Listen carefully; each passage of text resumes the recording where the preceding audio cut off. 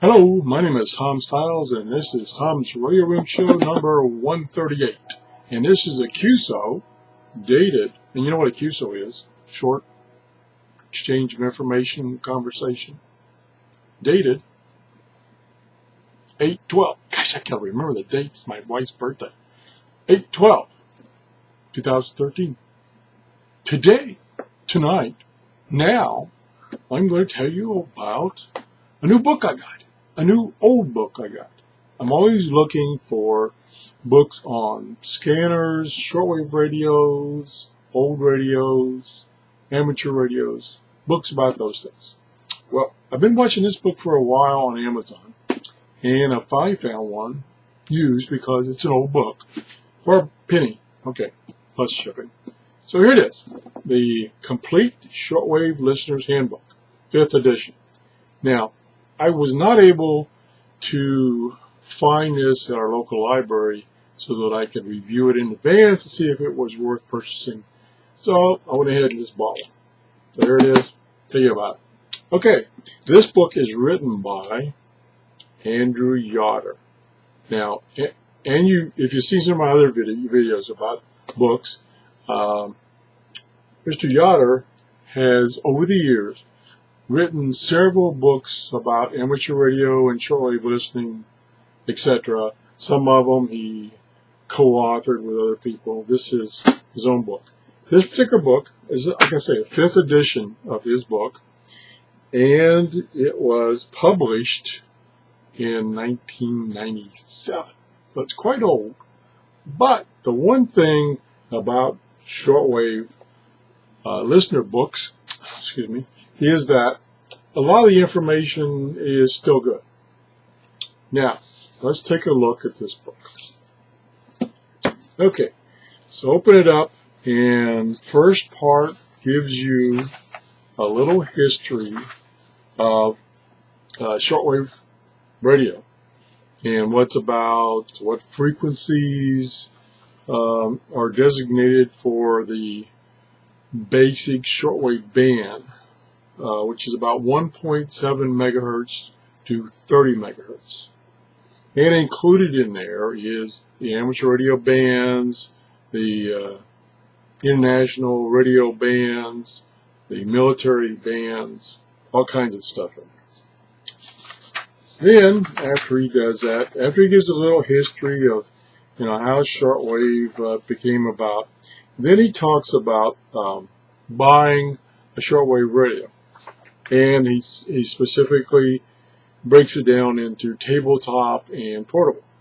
So he gives you information about specs for shortwave radios, some of which I've mentioned, such as last show I mentioned selectivity. How well you can tune an individual station and not tune the station that's right next to it. And filters that are used to help you do that. So he talks about those, how they work, and stuff like that.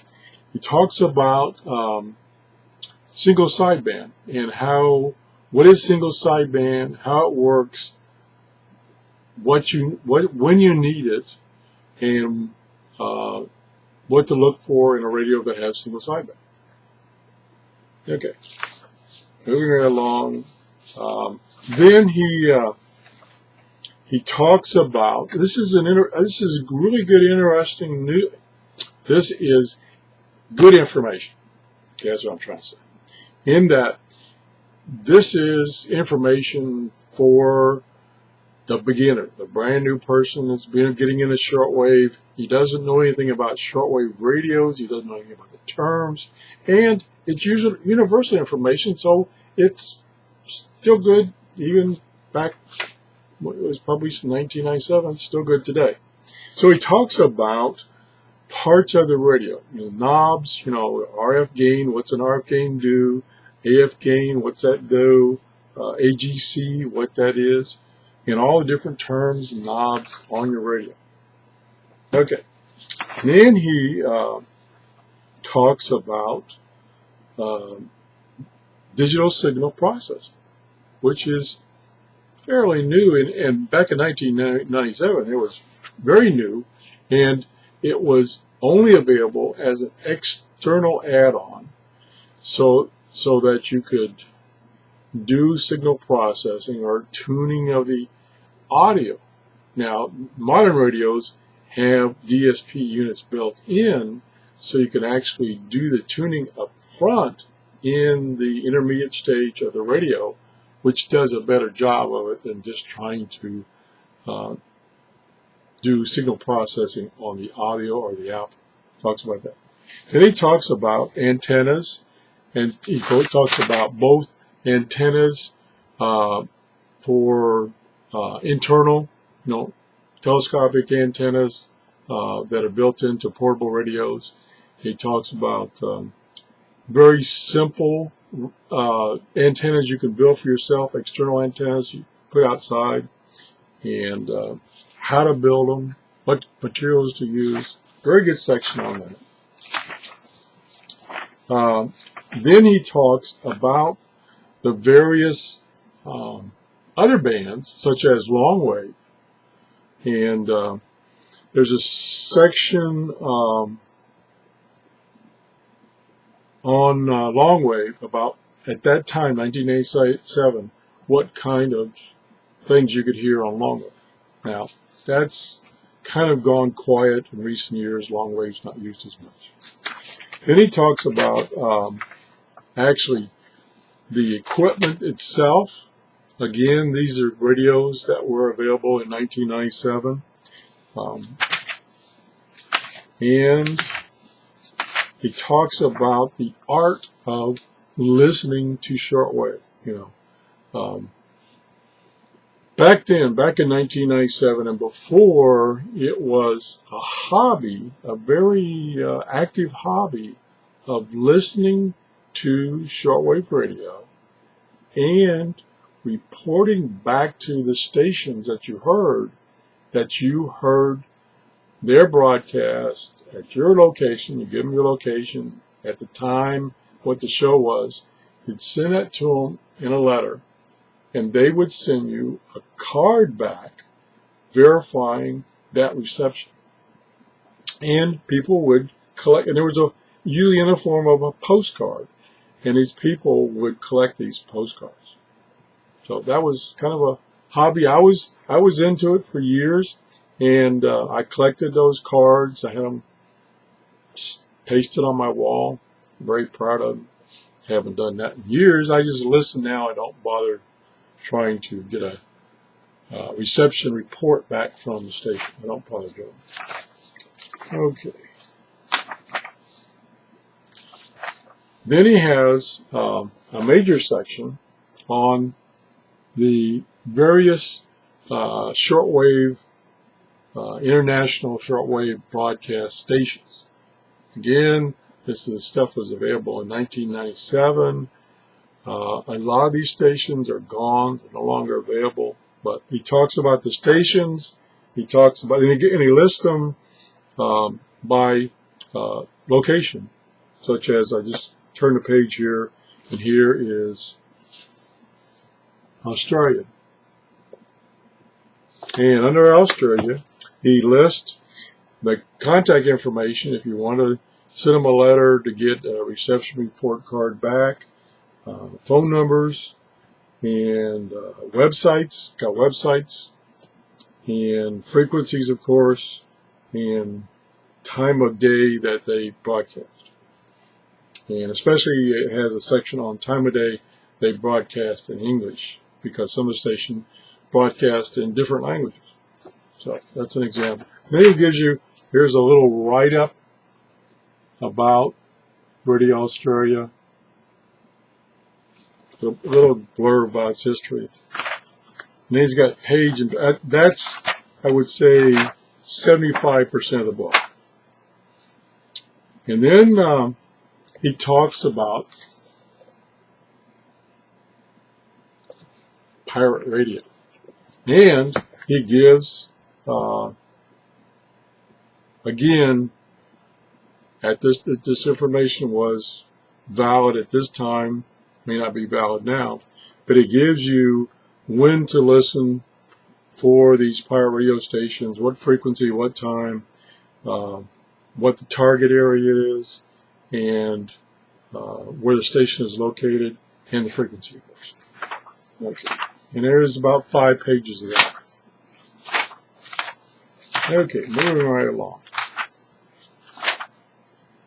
Then he talks about something that, again, I used to be into it, was utilities monitoring.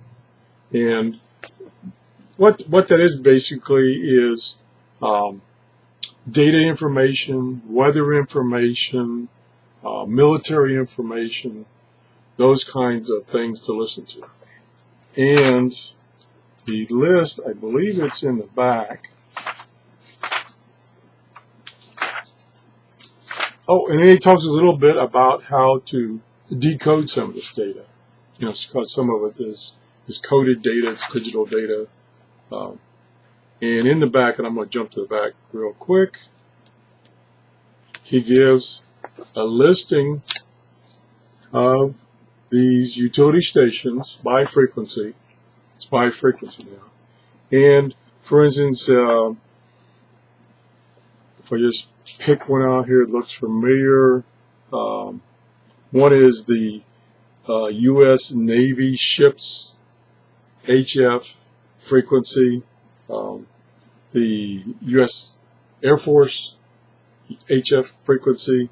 Like, for instance, 11175, and I'll look that up real quick. 111.111.75. Yep, 11.175 megahertz is U.S. Air Force communications frequency, and that's very accurate right even now. So you can hear, various military Air Force aircraft traveling across the United States, across the world. They will get on that frequency and ask for, landing instructions or weather conditions, just general information they're looking for. So it gives you about, probably 30 pages of frequency and what's on those frequencies as far as utility broadcast. Now, let me go back. He's got a whole chapter on reporting of receiving, like I was thinking, receiving station, international station, for instance, and how to report that and get a verification letter or card back from the station. And you can still do that. It's just not as frequent. Then he has a section about radios and some brief blurbs on some radios. For instance, here is a Kenwood, and that happens to be a TS450, which is an amateur radio transmitter and receiver. Then he talks about FM and TV DXing, which means receiving FM stations from a long distance away and even receiving TV from a long distance away. Talks about that. Again, I remember as a kid, I did FM DXing to see how far I could receive an FM station, because FM doesn't travel very far, and I think I was able to get maybe 400 miles was my station that was the furthest away. And let's see, talks about collecting things such as, like I say, QSO cards. You could get banners from some of the stations, like like the football banner, little triangular shaped flag thing. Here's a picture of some of them. Again, that's not, you don't see that much anymore. And then he's got a section, and it's, again, this is 1997, but it was just coming around 1997, he talks about computer-controlled radios and software. And the example he's showing here is the Win Radio card, which is a card that you plugged into your computer, and it was a receiver, and you communicated, you controlled it by your computer. Of which now we have these TV dongles, and this thing was like $6,000 for that card. Now you can buy those TV dongles, which I showed you in another show, for $20 and do the same thing. Maybe not as elaborate, but do the same thing. Okay, I think that pretty well covers it. He's got some tables in the back about this table here is Q signals, such as QSO. And let me see if I can correct myself. QSO. Can you communicate with blank directly or by relay? I can communicate. So that says, you know, can you communicate? Short communications. So that's why I use the term QSO. We do QSO tonight. That's what we're doing. And then he's got talks about Morse code. And then he has a list of shows, radio shows, and these are shows in the United States. Oh no, I take that back. These are, this has been a while. These are bulletin board systems. Bulletin board systems are similar to their predecessor of the internet, where people had individual computers set up through a dial-up, call them on the phone, one user at a time. I ran a bulletin board system. I gotta say, it was a very limited internet in that you were only talking to one computer and only one person could talk to it at a time. So back then, these were the bulletin board systems. I doubt if mine was listed. Let's see. Florida. Ground zero. Nope, mine's not listed. Matter of fact, I don't recognize it. Let's see. There is one in St. Petersburg, which is close to me. And it was called Mercury Opus. I remember Mercury Opus. Yes, I used Mercury Opus. It was one of the most widely used bulletin board systems. So, a little piece of history there. And that's basically what that is, because bulletin boards systems have gone by the wayside, taken over by the internet. And, of course, the internet does a much better job. So, that's about it. Like I say, this book was published in 1997. I got it off of Amazon as a used book for 1 cent plus $3.99 shipping. And I would recommend this book if you were new to shortwave listening. If you've been around for a while, shortwave listening, this is probably the only thing of value, which you could probably get off the internet, is this, if you're into utility listening, is this utility listing in the back by frequency. Other than that, I don't think the information would be of much use to someone who is experienced in shortwave listening and has been doing it for a while. But again, if you're brand new, I think this is a good book. It gives you a lot of basic information. Some of it's old, some of it's still good. And if you could pick it up used from Amazon like I did for a penny, do it. Add it to your collection. So that's that. One last thing before I close out the show tonight is I did purchase last week via a credit from one of my subscribers. I did purchase the Bofang UV5R HT amateur radio, dual band radio, handheld dual band radio. Now, if you go back in my shows, I did a show of the UV5RA, which is the newer one. And I got the radio in. It was damaged. The front cover, or metal thing on the front, had broken off, and it showed me that would just, it shows these like bolts or rivets. Well, they're just fake, and this was just glued on. So I immediately took that radio, sent it back to Amazon, got my credit, and did not ask for a replacement, because if that was damaged that easily, I didn't want one of those radios. Like I say, the 5RA is a newer version. I didn't want the newer version. So to give it a good second try, I ordered the previous version, which I've seen a lot of videos on it, and excuse me, a lot of people like it, and so I want to get one, try it myself, do a review, and see if it's a much better radio than the one I got. I'm hoping it will be.